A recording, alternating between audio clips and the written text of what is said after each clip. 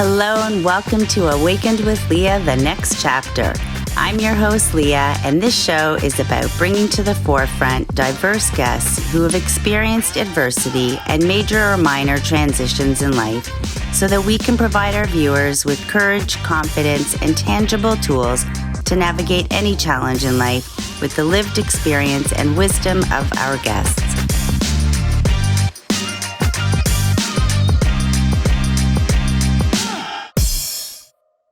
Hello and welcome to Awakened with Lea, the next chapter. I am honored to have Willow with us here today. Thank you so much for being here, Willow. Thank you so much for having me, Lea. I'm so excited to talk with you. Me too. So, Willow, you are the founder of Wisdom by Willz, and you are a mindset and mindfulness coach, correct? Mm-hmm. Yeah. Yes. And I understand you wanted to talk about your personal journey of self-acceptance. So before that, I want to ask you, what adversity or challenge did you experience in your life that led you to where you are today? Yeah, absolutely. So it was actually, I think like a lot of us, it accumulated over time. So I think a lot of us have adversity that maybe we paint as being, just a part of life, and maybe we don't take it as seriously and don't kind of sit down with it and see how it's impacting us. So the adversity that I've been through is quite diverse, but my parents split up when I was quite young. There's a lot of kind of family trauma, I guess there. Um, I guess I don't know. There's so much that I could go through. It started pretty young, but I think certain things that we go through in life kind of chip away at us if we aren't mindful of what's happening, and it can really accumulate and weigh down on us. And then there's kind of like a breaking point where we feel maybe a lack of self-confidence and imposter syndrome, or we feel like kind of out of control maybe. And so a few different things happened to me growing up, and in university I was sexually assaulted, and then I reached a point in my early 20s, where I was facing a lot of job rejection.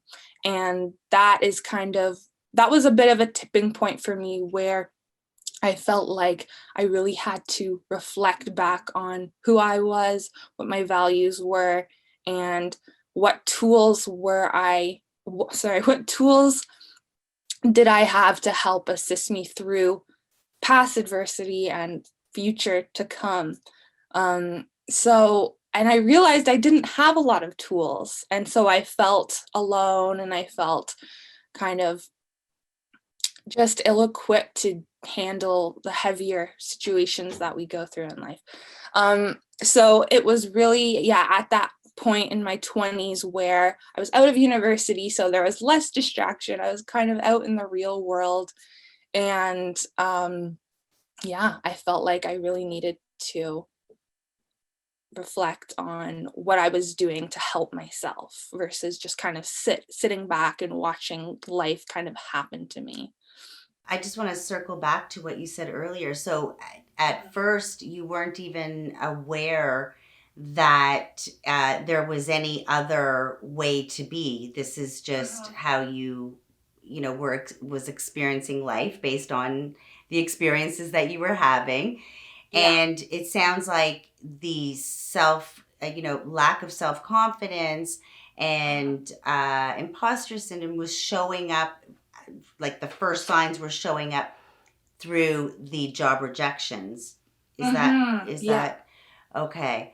So when that kept repeating, is that when you realized that your initial thought of this is just how people feel, was that your beginning stages of realizing that there could be another way? Yes, yeah. It was a time, and I was living alone, and that really helped me it was a hard time because I was alone and I didn't have the same type of supports or distractions. I call them distraction because your support network is an amazing thing, but if I wasn't careful, I used it as a distraction from kind of doing internal work and reflecting. But And that's amazing that you were able to recognize, what support looked like for you and how you utilize it, because the beginning stage is having that awareness and using it to succeed, not to deflect from that, some of those uncomfortable feelings that we need to walk through. Yeah, absolutely. Absolutely. Yeah. I think I used friendships and kind of my comfort zone in where I was living when I was living with friends or family. I definitely used that as a way to deflect. And so life brought me to this place where I couldn't do that necessarily. I just had myself and my thoughts, and it was a really good look in the mirror for me. So what I found was that when I was living on my own, applying for jobs after university, facing all this rejection, I really had the chance to hear clearly the voice that was kind of the dominant voice, the dominant inner voice. And it was a lot of negative self-talk. And that is, it was a challenging time in my life, but it was so needed. And I am so grateful for it, because before that, I mean, we all have moments of negative self-talk, but I think the habit of negative self-talk can build up, and it was really strong. It was strengthened because I had never addressed it. So I got to a point where I was just sick and tired of hearing that negative inner self, that inner voice that was doing the negative self-talk. And that inner voice creates stories that we tell ourselves about ourselves, and we think that history is going to repeat itself. And so Yeah. with that awareness, how did you have to shift your beliefs in order to step forward into the next phase? Yeah, this shift is a wonderful word for that, because it is, and it still continues to be a shift, but that awareness at first was really important.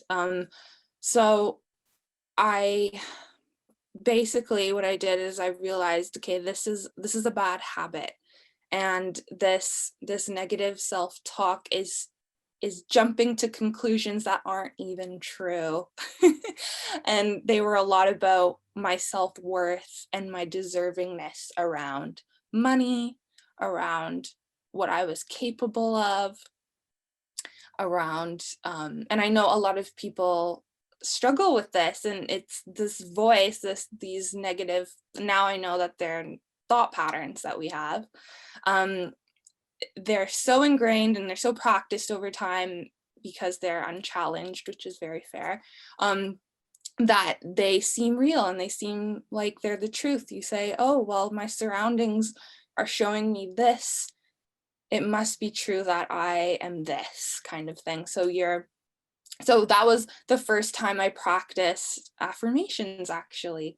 And my very first affirmation that I practiced was, my worth is not dictated by my external circumstances. And so that was one of my first tools that I discovered, were affirmations. And it's because I was practicing affirmations. They were just the wrong affirmations. They were lies. They were, I'm not good enough. I'm not smart enough. All those, they're technically like the same idea of positive affirmations. They're not true. They're the negative affirmations. Yeah, and beliefs are really just thoughts that we keep believing. Doesn't make them Absolutely. true. And when we separate ourselves and just sort of be an observer of our thoughts, it allows us to take a second to actually just observe what the thought is, and not connect ourselves to that thought, because Yeah. our beliefs create our reality.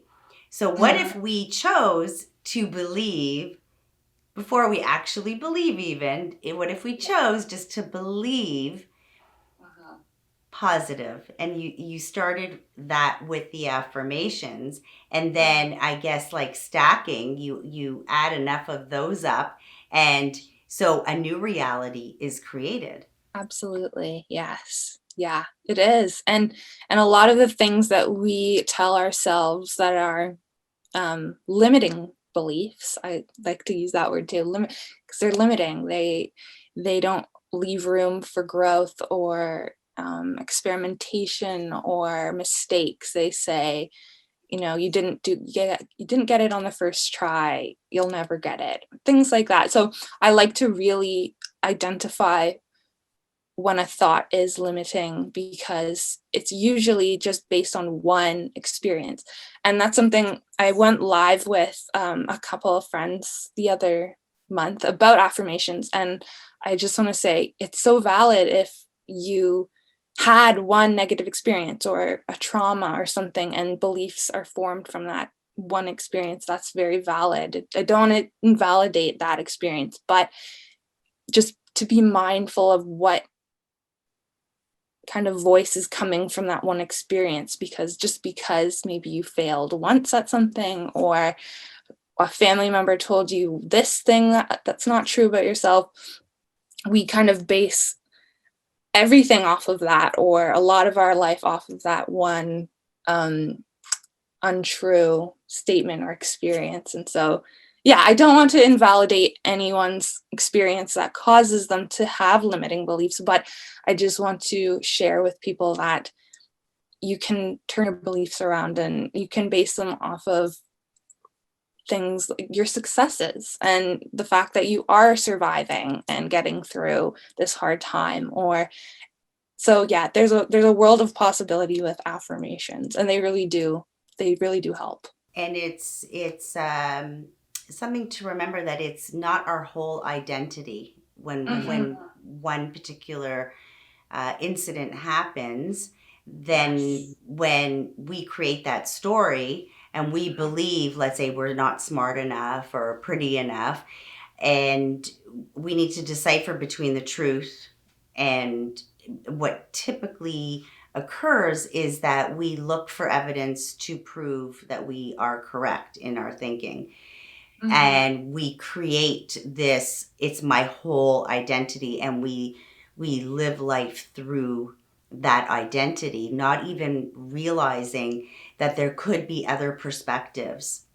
And so that's where that whole awareness piece is, sort of taking those blinders off and having the opportunity to see solutions and possibilities and other perspectives. Yeah. Yeah. So how would you say acceptance played a role in your healing? Yeah, it's a big one. And there's a lot of limiting beliefs that we have as humans who just experience life, go through life, that kind of block self-acceptance. And so, one thing that I think really helped, kind of hand in hand, I guess acceptance can be an end goal for some people. It can also be just something that you experience a little bit at a time on your way there, or maybe there is no end goal and you just want to feel that acceptance kind of in your everyday routine. So, one thing that's really, really helped, another tool in my toolkit, is reimagining self compassion. Um, Self compassion, I think before I started looking at it as a tool, I associated it with self love, which it totally can be. But I decided that for me, self compassion is a kind of a bridging the gap between negative self talk and positive self talk, and not accepting yourself and accepting yourself. It's kind of, it can be whatever you want it to be, and that's been really helpful. So for example, if I woke up having a day where I'm feeling really kind of down or judging myself or feeling just all around negative. Self-compassion is a way that I kind of say, okay, I'm going to feel this way for a little bit. I'm not going to judge myself, because I think there's an expectation with self-love or any kind of positive feelings around yourself where you can't have a bad day or you can't have a negative self-thought. And I think self-compassion has been a tool that's let me feel these human experiences and emotions, and say it's okay that you're feeling this way right now, because you won't always feel this way. And what do you need right now? That's, I think, another thing that's been really helpful with self-compassion is it's like I'm kind of taking care of myself, like I'm taking care of a child almost. Like, what do you need right now in this moment to help? What's going to help you right now? Instead of, expecting myself to feel great about myself today, or have a positive outlook on something right away, because that doesn't always work. It can be like it's sometimes a gradual journey to get to that. So especially if you're someone who has been thinking a certain way for their whole life, right? Lots of us do have these negative thought patterns that persist and persist. And so having expectations to change overnight isn't going to help. So self-compassion is really like, okay, what do I need right now? What can help me in this moment? What can make me feel peaceful in this moment? What can make me feel neutral in this moment? Let's start with that before we get to the intense feelings of self-love, because I experience those too, but it can be hard. I say to some people, it can be hard to jump from negative to positive quickly. Sometimes you have to find that neutral ground. I love that. And I truly believe that's an important tool to put in our toolbox. Mm-hmm. And I love how you explained self-compassion, because a lot of us misinterpret what self-compassion is. So it's not just about going for the manicure or having a hot bath, or self-compassion is acceptance that this is you're meeting yourself where you're at right now. Yeah, And I love what you said about it. You don't have to stay in that space of negativity, but you're honoring that you do feel that way. Yes. And instead of pushing it, sweeping it under the carpet where it's going to surface one day anyway, you are just allowing yourself to have that emotion and bringing that self-compassion into it. You're not staying in it as long. And the more we practice it, the less we are staying in that negativity. And that's part of life is a journey of transitions. The only constant is change. So we're not so attached to the outcome, and we're not attached to any expectations, except for self-compassion and allowing things to play out the way they need to play out. And then we're not restricting ourselves or limiting ourselves by practicing that. And it's also knowing that it's okay. It is a journey. We it's like, we need to just meet ourselves where we're at.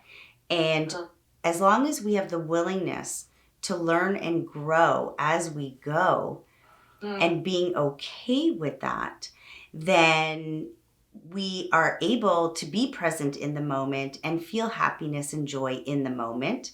And as time goes on, those negative thoughts or those uncomfortable feelings, they still arise, but we just don't sit in them as long, and it gets better and better as every day goes by. Yes. So not being so hard on ourselves, right? And I think, and in terms of self-acceptance, I think maybe what's stopping a lot of people, and at one point it was stopping me, was that I thought of self-acceptance as accepting a certain version of myself. Like, okay, I'll accept myself when I reach this point. And that, I think, can be a big block for people and can be like just a repellent of any kind of self-love, because you're setting an expectation for yourself, and And I think, instead of seeing acceptance as kind of a reactive approach, it's more of a proactive approach, because you're accepting yourself. Like you said, you're meeting yourself where you're at, and self-acceptance can be used on a day-to-day basis. That's like, okay, I'm this version of myself, because we're never one version of ourselves. We're always growing, and we have bad days and good days, and we have, so to be able to practice accepting ourselves, even if we're not in a state of mind or a version of ourselves that we want to be at this moment, to accept that as what it is, because you're human. I think that's really important to know. That is very important. It's, it's allowing yourself in this moment instead of I'll be happy when. You're allowing yourself right now in gratitude to find what's right, not necessarily what's wrong. And what feels good to you. And it doesn't have to be anything grandiose. It could be putting the music on. It could be lying down and closing your eyes. So it's giving yourself permission to be happy in this moment instead of waiting till I have this or I've gotten there. I think that's a big one. Yeah. Giving yourself permission. That's huge. Especially, I think, living in a world where we almost expect someone else to give us that permission, and that can be challenging, whether it's permission or acceptance from others. You can be waiting a while for that. So practicing reminding yourself, okay, I can give myself permission to do this. I'm okay. I'm allowed to do this. It's okay if I do this for me right now. That is so helpful. And I'm glad you brought that up, because giving yourself permission, it's a practice, but it's an important practice. But that's the point. We learn something, we practice it, and we grow. Yeah, exactly. Yeah, absolutely. And it's so let me ask you, what fear did you have to break through in order to take action? I still have fears, and I want to remind everyone that fears will always come up. It's okay if they come up for you. So I'm still working on, acknowledging the fear and kind of ways to accept it and continue on with what I want to do, or a vision that I have, or a goal or a dream. But a fear that I had to break through for, Yeah, like what fears did you break? Or it could be even just one specific fear that how did you break through a particular fear in order to help you take the action that you clearly have taken? Right. I mean, I think there was a fear with sharing the information with people on a social media platform. I remember feeling nervous, like, about starting it. Like, I think it's a fear of failure. Fear of failure is also a big one that I think we all deal with. So that was a fear for sharing the knowledge. But in terms of starting, I think there's kind of a fear of vulnerability too, because it's not always comfortable to be vulnerable with people, whether it's, on a video like this, or just talking with people about what's holding them back. But at the time when I started practicing affirmations, and I didn't feel a fear so much as it was kind of like reverse fear. It was like, if I don't start changing things, the way I'm thinking about myself and life in general, it was like a fear of what would happen if I didn't shift into a more helpful mindset. That's a powerful message, because the truth is, it's not fear that holds us back. It's the belief that what we fear is bad that holds us back. Yeah. And the truth is, the future hasn't happened yet, so we don't really know. We're basing it on past experiences. So in order to move forward, that's a powerful message that about fear. Yeah, fear kind of moves. It like kind of goes from one spot to the other, and it's totally natural. But yeah, it's, if you can kind of reframe fear, I think that can be really helpful. Can you give us an example? When I've only just started talking about fear on my social media, but I think fear and anything kind of around ego too, these two kind of go hand in hand, but seeing it as a bodily response that's trying to protect you, that has been a real game changer for me, to see, and it is fear comes up a lot as kind of what people call the ego. Like the ego is trying to protect you, fear is trying to protect you from the unknown, from danger, right? So seeing fear, acknowledging when it comes up, like not ignoring it, acknowledging when it comes up, okay, I'm feeling anxious or afraid about this thing, and then taking, the time to calm yourself. There's lots of different methods for that. Lots of people have really helpful methods for that. And then looking at it as, okay, it's just, you can look at it from a more scientific lens, like, okay, my nervous system is doing what it's doing, or you can just see it as, you can put a name to it, you can put a color to it, however you want to identify it, and then saying, okay, it's just trying to help me, it's trying to protect me, but do I need protection right now? Is this something that I can move through? And I've even heard that some people like to thank their fear. Say, okay, thank you for trying to do what's best for me, but I have it from here. I've got it from here. And though I haven't practiced that a ton, I think it's a really cool way to address fear, as like, okay, you're my friend, you're trying to help me, but I'm not going to allow you to block me from this. We can move through this together, and I'm still going to pursue what I want to do. Absolutely. So very often, what I share with clients is to be an observer of our thoughts. And so one way that we can shift our energy pretty much in the moment is, first of all, tap into, what am I feeling? And when I'm feeling this way, so if you're fearful, what are my thoughts around that? And then you recognize that, so you're not judging, you're not beating yourself up, but you are recognizing, it's fear, it's trying to protect me. And exactly what you said is what I say to them. It's like, thank you, you're not needed at this moment. Or you even name it, right? You name it. Thanks for being here. Thanks for the reminder. Don't need you. And it's a practice again. But when we can be an observer of our thoughts, as opposed to judging them, it gives us that moment to pause and really sort of, in a more holistic way, take a look at, I'm feeling this because I'm thinking this, what would be the complete opposite of it, even just to shift your energy to a higher vibration, to be able to respond to our circumstances in that moment, as opposed to reacting to them.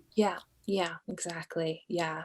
No, I think that's awesome. It's awesome to be able to practice not judging yourself, because when it comes down to it, our bodies are doing, when it comes to fear, our bodies are doing what they've been doing forever to keep us alive and safe. And so even if fear comes up as like maybe not a bodily response, but maybe negative thoughts, even to be able to find a place that you can say, okay, I'm having these negative thoughts. They're just trying to protect me, instead of judging yourself for having those negative thoughts. You're not like adding layers upon layers of like, oh, I have to get out of this mindset. You can just say, okay, they're the baseline. You're having this negative self-talk moment. And then to be able to, practice not judging that is hugely helpful. It's hugely Absolutely. helpful. And when we're not judging, we are not falling deeper into that rabbit hole of the negative thought. We're literally removing ourselves by being the observer and the participant of our own life. Yeah, And it allows us to shift our energy a lot quicker than staying in that negative thought for so long. Yeah, definitely. Yeah. absolutely. Yeah. So, what would you say is the most significant lesson that you've learned, and what message could you share with everybody? Oh, there's so many lessons. I feel like I'm at a point where I learn a new lesson every day, which is awesome. But I think probably just that practice of going neutral. I think when I bring that up to friends, they like to say, okay, wow, that's really good advice, like that's helpful. Like, I think because they themselves might be putting an expectation on themselves to go from negative to positive very quickly, and I just, yeah, it's truly like a habit that we have, is and we have certain negative thought patterns. So I think, yeah, to be able to practice self-compassion in a way that you can go neutral. I think that's been a really, really helpful practice for me right now. And you can take it anywhere and everywhere, whatever you're going through in life, whatever adversity you're going through in life. Just to find a space where you're not putting expectations on yourself, and it's okay. Because I know, I think, I don't know if you've heard of toxic positivity. I think that's what they're calling it. Like, and I believe that, on the spectrum of it, you can be far too much on this side, where I think it's almost like you can't have a bad day, or you can't, people, maybe you or others, expect you to snap out of a bad habit or negative thought pattern like overnight. And I think, yeah, and with toxic positivity, I think it's still being debated, because it's, different things work for different people. I like to say that positivity can be a form of resilience for lots of people. Like, some people deal with their emotions by being very pessimistic, and that's okay too, because it's okay for them, because they've that's been their way to survive, right, through negative times in life. So it's I try not to make this complicated, but yeah, I think to be able to go neutral and to allow yourself to feel whatever you're feeling is important. Like, you can get to a place where it happens less, for sure. You can practice you can be intentional with your thoughts, you can be intentional with your affirmations. That really helps. But yeah, to give yourself some wiggle room, some slack, if it doesn't happen for you right away, because you're unlearning maybe a lifetime. Maybe your parents were really negative and pessimistic, and maybe your family was, maybe your school was, wherever you grew up environmentally or culturally. And so, yeah, just to give yourself that type of, okay, I can feel this right now. I'm not going to add any more judgment onto it. I think that's, yeah, that circles back to what we were talking about, but it's true. It's been so valuable. And this whole past year, 2020, like, I think a lot of people have had to take a step back and look at how maybe they're living their life, and how what their thoughts are saying, and so it's been like a big time of introspection for a lot of people. But yeah, to not put yourself under added pressure, like, okay, I need to really, like, shifting happens over time, and to give yourself that time is important. No, I love that message. Stay neutral. And it circles back to the self compassion part where it this is, we created our reality with these beliefs that have been almost a lifetime for many people. So it's been years, but it's scientifically proven that we can rewire our brains. So Absolutely. I think just knowing that, it opens the door to possibilities that, yes, absolutely, it might not happen when we want it to happen, but if our intention is to want to reach a place of happiness and calm and peace and joy, then just knowing that we can rewire our brains, and with the right tools in our toolkit and support systems, and just have that self-compassion, that this has been years in the making, these beliefs and these habits.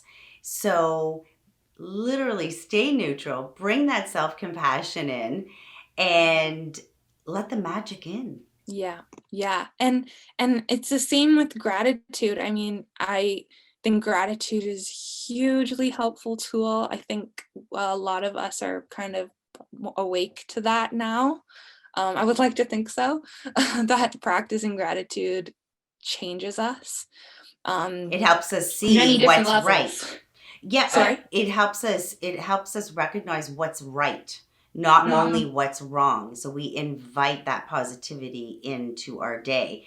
And it doesn't Yeah. have to be big things. It could be little things like, for someone who's suffering through depression, I got out of bed today. That is a huge win. Yeah. So it's about being, compassionate enough to recognize those as wins, acknowledge ourselves, validate ourselves. And the more we do that on a daily basis, and we are in gratitude, then we actually can see more of what we do have as opposed to what we are lacking. Yeah, yeah, it builds momentum. It really does. The more you practice it, it builds momentum. And I have a few friends who have caught on to gratitude journaling. And I know that there's a book that has come out and it gives you, I guess, it gives you like prompts. So I think it's a daily journal. I don't have it because I just freehand, but this one I've seen, it's quite popular and it gives you these prompts. So every day I think you have to fill out the page and there's 3 questions. And then I have some friends who, like, I feel like it's not working for me. I say the same things every day. I mean, it's tricky in quarantine when your surroundings are the same, but I guess that's part of self-compassion. I say to them, it's okay if you can't find anything to be grateful for right now, but try this. And then I say, try like looking outside of like the present moment. I know there's a lot of dialogue around being present and that's important, but I say, what are you grateful for in the future? What are you grateful for in the past?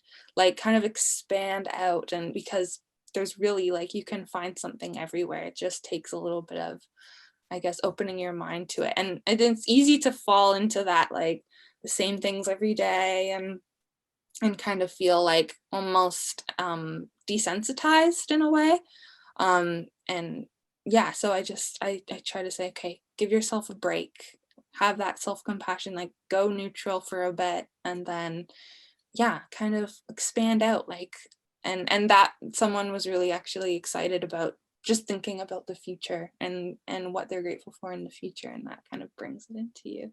So yeah, there's a lot of pressure everywhere you go to maybe meet a certain expectation or think a certain way if you're, yeah, so just not having, like, finding ways that work for you, I guess, is big. But that's also a really good point about that in the moment when it seems repetitive and it seems like it's not doing anything. Mhm. Um, in actual fact, whatever seeds we're planting today, we may not feel it or see it today, but just keep on going. And you may see the results of what you're writing down this week, next week. Yeah. Yeah, absolutely. Absolutely. Well, that is all the time that we have today, but I sincerely thank you for being here and for sharing your personal story, um, with all of our viewers, and your wisdom and all your takeaways. They are absolutely wonderful. Thank you for being here. Thank you so much for having me, Lea. I really appreciate you and all that you do for everyone. Thank you. And to all my viewers, thank you for being here with us. And I look forward to sharing this space again with you next time.